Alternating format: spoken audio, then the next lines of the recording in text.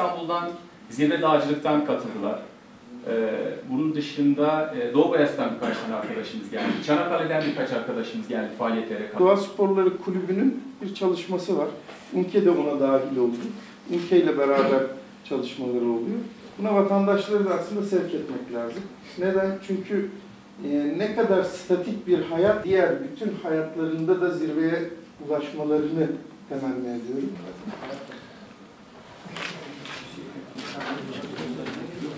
Aydoğan Kaya 10 zirve kutusunu 40 günlük bir sürede gerçekleştirdik.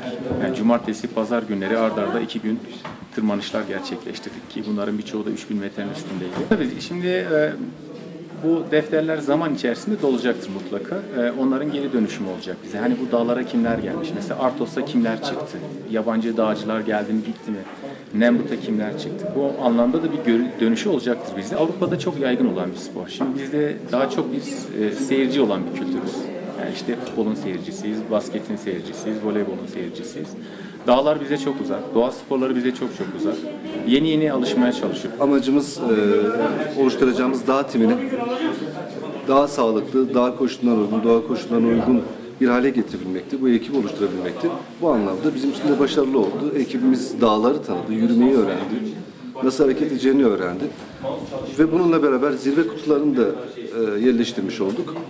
Tabii ki güzel bir organizasyon gerçekleştirmiş olduğumuzu düşünüyoruz.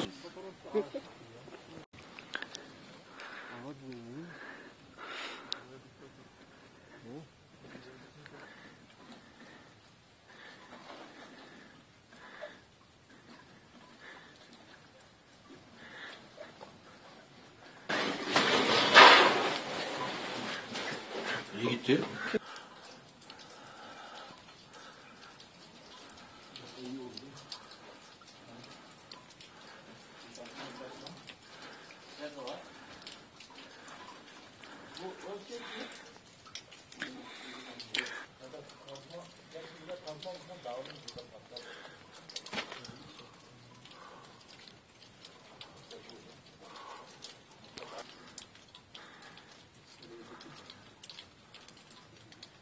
Evet, 1,5 saatlik bir yorucu yolculuktan sonra şu an yazın işte şelalenin aktığı yerdeyiz. Şu an büyük bir buzulla karşı karşıyayız. Çok büyük bir sütun var karşımızda.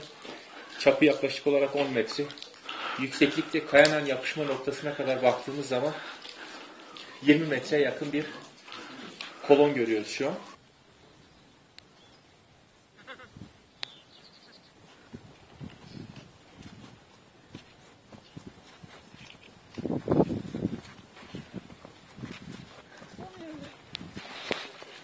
Burada biraz dikkat.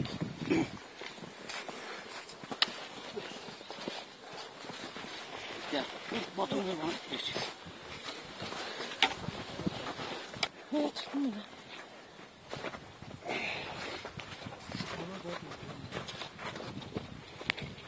Geldik ya.